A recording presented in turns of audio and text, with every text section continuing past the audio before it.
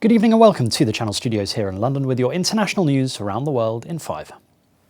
A controversial near-total ban on abortion in Poland has taken effect, a law which prompted huge protests when it was issued in October. Abortion is now only allowed in cases of rape or incest or when the pregnancy threatens the life of the mother.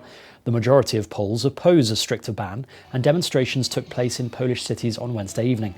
Activists have called for large street protests in the capital Warsaw. The October ruling by the Constitutional Court found that a 1993 law allowing abortion in cases of severe and irreversible fetal abnormalities was unconstitutional. Poland's Conservative government, which has strong ties to the country's powerful Catholic Church, supports the ruling. The court justified its ruling on the grounds that an unborn child is a human being and therefore it deserves protection under Poland's constitution, which ensures the right to life. US security chiefs have warned of a heightened threat of domestic terrorism from people unhappy with the outcome of the November presidential election. The Department of Homeland Security said the 6th of January attack on the US Capitol by Trump supporters may have emboldened some extremists. In an advisory, it warned of a threat from individuals frustrated with the exercise of government authority. The attack on the US Capitol building came as Congress was meeting to confirm Joe Biden's election victory. 5 people, including a Capitol police officer, died in the riot. Pfizer and BioNTech say their vaccine has been shown to be effective against coronavirus variants that emerged in the UK and South Africa. The companies said the virus mutations had only a small impact on the effectiveness of antibodies generated by the vaccine. Pfizer said it would continue to monitor its real-world effectiveness against new strains. Earlier this week, Moderna said its vaccine was also effective against the British variant, but gave less protection against the South African one. Vietnam has confirmed its first outbreak of COVID-19 in nearly 2 months, warning it could be more serious than its last wave of infections, as authorities rushed to test tens of thousands of people. The Health Ministry initially reported 2 locally transmitted cases, the country's first in 55 days, before announcing that a further 81 infections were detected. The total 83 cases were a new record daily high for Vietnam, which has effectively closed its borders and avoided the larger epidemics seen by its neighbours.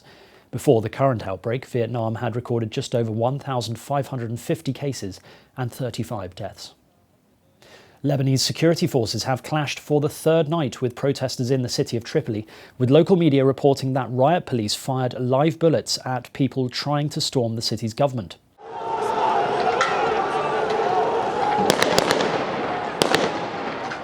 Security forces fired tear gas and bullets at protesters who threw stones, hurled Molotov cocktails and lit a car on fire. Dozens were wounded. It marks the 3rd night of violence in a row in one of Lebanon's poorest cities, where people want lockdown restrictions lifted. The government imposed a 24-hour curfew earlier this month. Somali lawmakers have called for an investigation after boys were tricked into going to Eritrea for forced military training instead of being given jobs in Qatar. Parents from 5 families said that their sons were recruited in 2019 to work as guards for Qatar's 2022 World Cup preparations. The allegations will increase scrutiny on Eritrea. The country has never held elections, has no independent media, and forces citizens into indefinite government service. A regional security analyst said that about 1,000 Somalis had been recruited, many under the impression they were going to Qatar, but instead were taken to Eritrea. Some 750 pelicans have been found dead in a UNESCO World Heritage Site in northern Senegal that provides refuge for millions of migratory birds. Footage filmed by a tourist in January 2020 showed birds flocking to the site. The bird sanctuary near the border with Mauritania and a resting place for birds that cross the Sahara Desert into West Africa each year. Rangers found the dead pelicans at the sanctuary, which is a transit place for about 350 species of birds. Experts say it may be a highly infectious strain of bird flu. And finally, conservationists in England are recruiting the country's first ever rangers to look after European bison, Europe's largest land mammal, which is being introduced into Kent.